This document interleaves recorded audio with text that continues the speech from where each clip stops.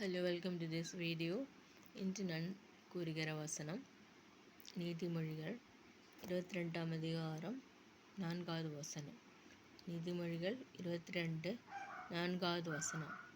தாழ்மைக்கும் கர்த்தருக்கு பயப்படுதலுக்கும் வரும் பலன் ஐஸ்வர்யமும் மகிமையும் ஜீவனுமாம். தாழ்மைக்கும் கர்த்தருக்கு பயப்படுதலுக்கும் வரும் ஐஸ்வர்யம் வரும் சந்தோஷம் வரும் ஆன்சர் என்னன்னா தாழ்மைக்கும் கர்த்தருக்கு பயப்படுதலுக்கும் வரும் பலன். அந்த பலன் என்னன்னா ஐஸ்வர்யம் மகிமை ஜீவன்.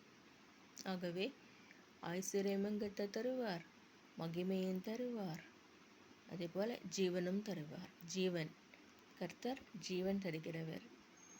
ஆகவே ஜீவனை பார்க்கிற இயேசுவானவர் ஜீவன் தருகிற கர்த்தர். நாம் அடிந்து போகாமல் துவண்டு போகாமல் சோர்ந்து போகாமல் இருக்க கர்த்தர் நமக்கு ஜீவன் தருகிறார், ஐஸ்வர்யம் தருகிறார், அதே போல் மகிமையும் தருகிறார். அதற்கு நம்ம என்ன செய்யணும்? முன்னாடி தாழ்மையாக இருக்கணும், அதே போல் கர்த்தருக்கு பயப்படுதலாக இருக்கணும். தாழ்மையாக இருக்க கர்த்தர் நமக்கு கிருபை தருவாராக. கர்த்தருக்கு பயப்பட கர்த்தர் நமக்கு கிருபை பாராட்டுவாராக. கர்த்தர் நமக்கு கிருபையினால் முடிசூட்டுவாராக. ஆகவே கிருபையில் ஆசிரிப்போம், கிருபையில் நாம் வாஞ்சியாக இருப்போமாக. நாம் பல நேரங்களில் தாழ்மை இல்லாமல் பெருமையோடு இருப்போம். ஆனால் கர்த்தர் தாழ்மையுள்ளவர்களுக்கு கிருபை தருகிறார், பெருமையுள்ளவர்களை இகழ்கிறார். தாழ்மையுள்ளவர்களை தான் கர்த்தர் ஆசிரிப்பார்.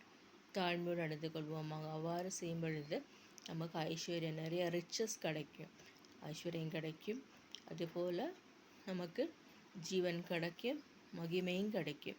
மகிமையான தேவன், ஜீவன் தருகிற தேவன், ஐஸ்வர்யம் தருகிற தேவன். ஆகவே சோர்ந்து போகாமல் நாம் இந்த வசனத்தை வாசிப்போமாக. ஆமீன், ஆமீன்.